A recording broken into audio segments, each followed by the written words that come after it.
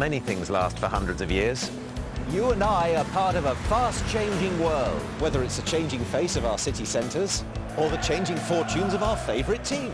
Nothing seems to stay the same. One thing you can't avoid is that we're changing too. Getting older, me included, and getting ill. Some of us will even have to face cancer. It's a frightening word, but I'd like you to meet some people with first-hand knowledge of cancer. People who are getting on with their lives, having found ways of facing up to the illness.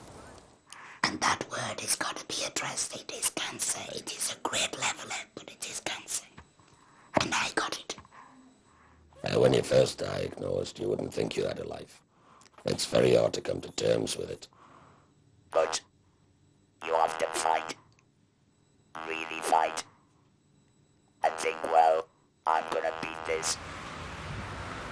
The three people you've just seen have all had cancer of the throat, and they've all gone on to live life to the full. But you can't do it alone. After the necessary surgery, patients need all the support they can get from loving family and friends. And it's an absolute necessity for the partner to understand that he or she has got to be there to give the support to get her through the traumatic situation she's in, or he's in. I've lost a voice, not a brain. Not my arms or my legs, just a voice.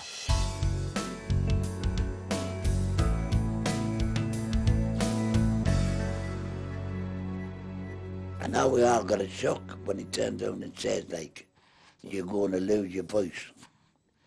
You wonder what's going to happen. What we want to do over the next half hour or so is show you what to expect, whether you're a patient, a close friend, or family. First, let's establish what form of disease we're dealing with. We're talking about cancer of the throat, which unfortunately requires surgical removal of the larynx, that's the voice box. The operation is called laryngectomy, and someone who's had the operation is called a laryngectomee.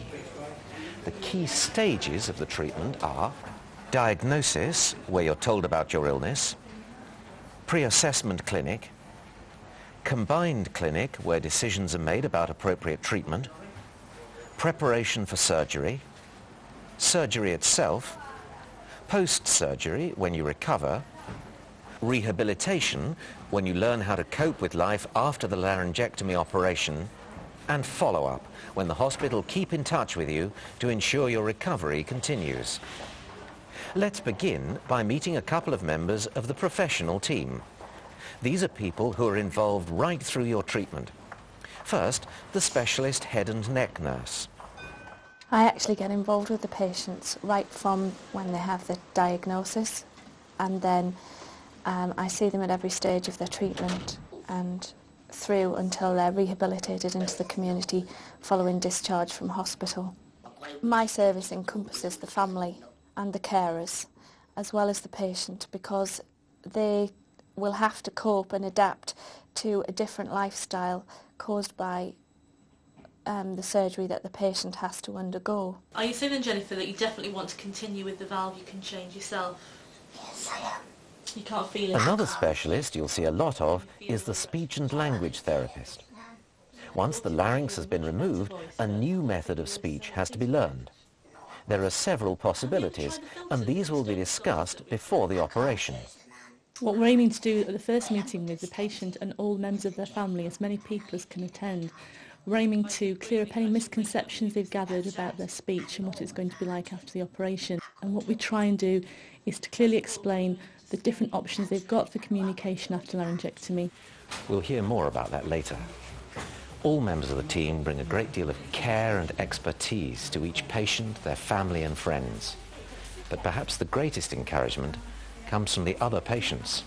As part of the rehabilitation, we do try and introduce them to patients who've been through it and are well on the road to recovery, and many of them fully rehabilitated and perhaps even going back to work again. Generally speaking, when you go into the hospital for a visit, the person there is so shattered and so absolutely terrified. And I think, well, I hope with you, give people a little comfort and hope that that this is life after a laryngectomy. I can't do a lot at that stage. It's them. You've got to accept that you've got to do it yourself, for yourself. They listen to me and they say, right, well, if she can't do it, I can. Well, the day before the operation, I went into hospital for all the normal tests, heart and blood and so on. And Don came to see me, Don did laryngectomy.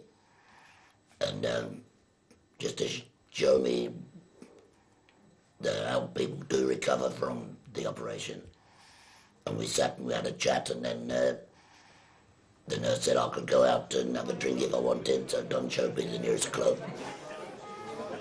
We found a drink before the operation. So just what's involved in the operation itself? You'll already know that the reason for the operation is cancer of the larynx. So the aim of the surgery is to remove the larynx and so clear the cancer. In some cases, the cancer may have spread to nearby areas, such as the thyroid gland. So this may be removed at the same time. The consultant will explain all this. What we need to do here is understand the main aspects of the laryngectomy. But to do so, we need to think about the anatomy before the operation. There are two pipes leading down the throat from the back of the mouth. One is the gullet, or esophagus, which leads to the stomach, and through it pass our food and drink. The other is the windpipe, or trachea, which leads to the lungs and carries the air that we breathe in and out. The larynx, which produces voice, is situated at the entrance to the windpipe. It's protected by the epiglottis, a flap of tissue that stops food going down the windpipe, going down the wrong way. When the larynx is removed, the gullet and windpipe become completely separate tubes, with the throat connected to the gullet. But the windpipe comes out through a new opening in the neck, the stoma. From now on, all breathing takes place through the stoma. The nose and throat no longer take part in breathing or coughing. Phlegm is coughed out through the stoma. Eating is in the normal way. But since you've had the voice box or larynx removed, you need to learn another method of producing a voice. Because the back wall of the larynx is also the front wall of the upper gullet, or pharynx, the pharynx has to be repaired to make it a tube again. This has to be allowed to heal before swallowing is possible, and we'll be looking in a moment at special feeding arrangements that allow this healing to take place.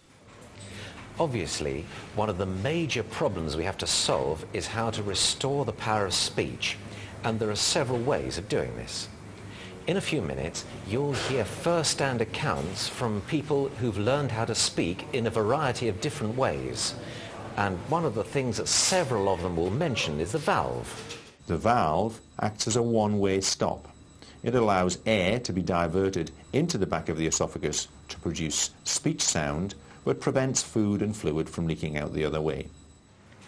If you get a valve, you'll be shown how to clean it and care for it. The whole process is sometimes called surgical speech restoration, but more commonly, valve speech or valve voice.